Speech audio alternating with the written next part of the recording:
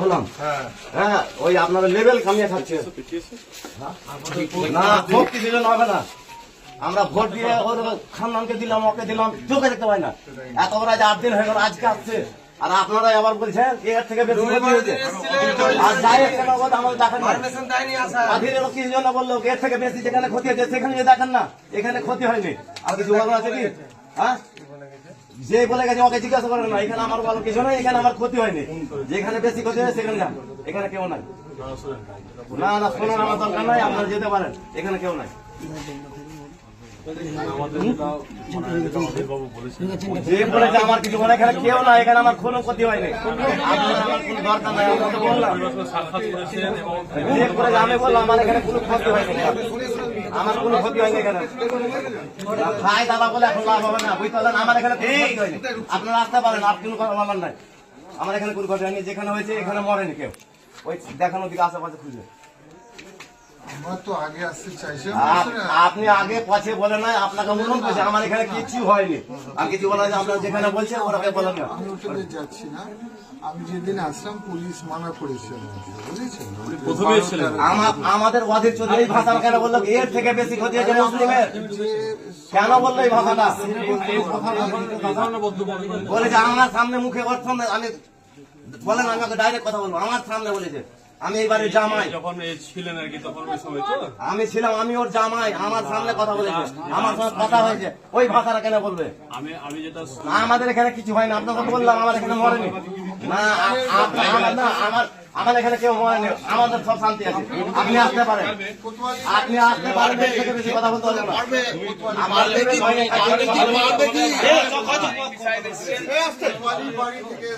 না আমরা ভোট দিয়েছি না দিয়েছি, আপনি আমাদের এমপি হয়ে যাবেন, কিছুই দেখতে পাই না। না আমাদের দরকার নাই, আমাদের এখানে কিছু ক্ষতি হয়নি। এখন ক্ষমতা আপনাকে আমি হাত জোর করে ক্ষমা চাইছি, আপনি এখানে চলে যান। আপনারা আপনাকে হাত জোর করে ক্ষমা চাইছি।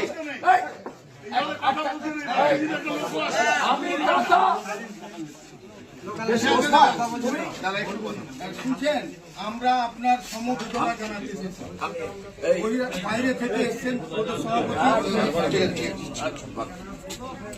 যার বাড়ির লোক চলে যায়, যে মায়ের কোল খালি হয়, তাদের কোন রকম কারুর কথা শোনার বিষয় থাকে না।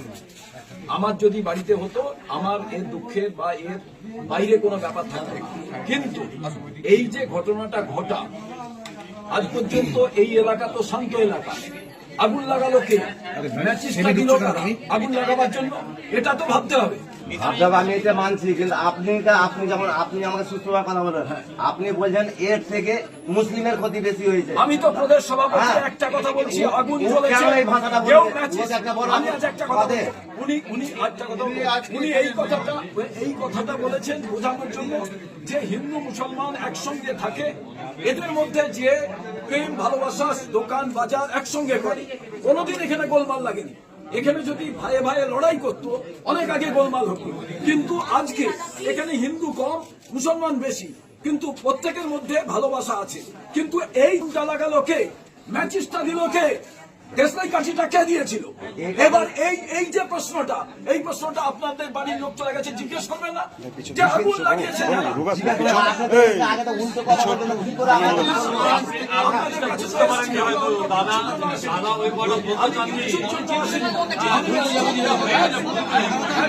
আমি এসছি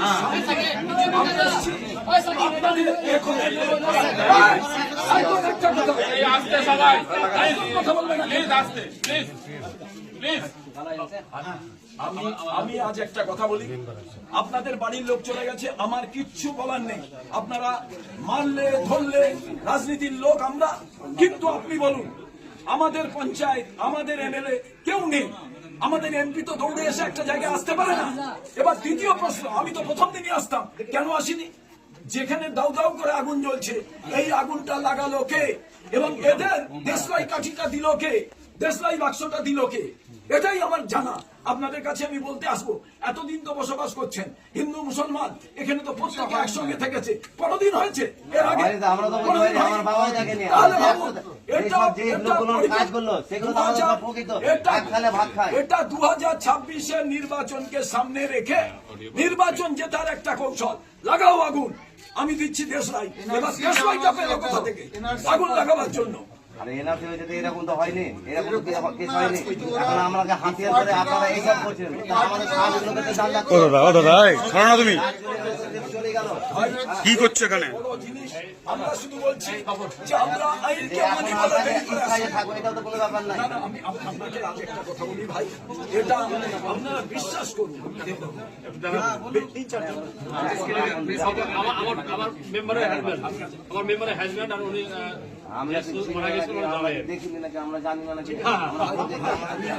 আমরা কি বাইরে যাই নাকি? না না না বাবা, খুব হট আছে। আপনি যে কথা বলেছেন,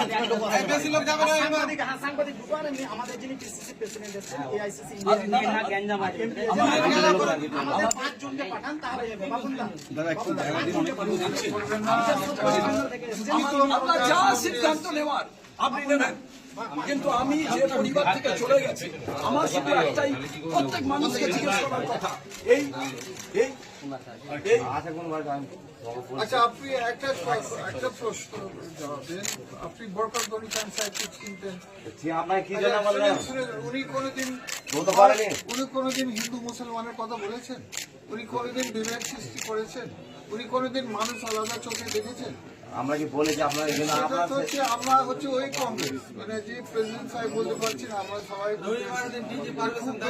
খুব আমরা দুঃখিত। এত বড় ট্র্যাজেডি, ট্র্যাজেডি হয়েছে, সত্যি বলছি, এত বড় ট্র্যাজেডি।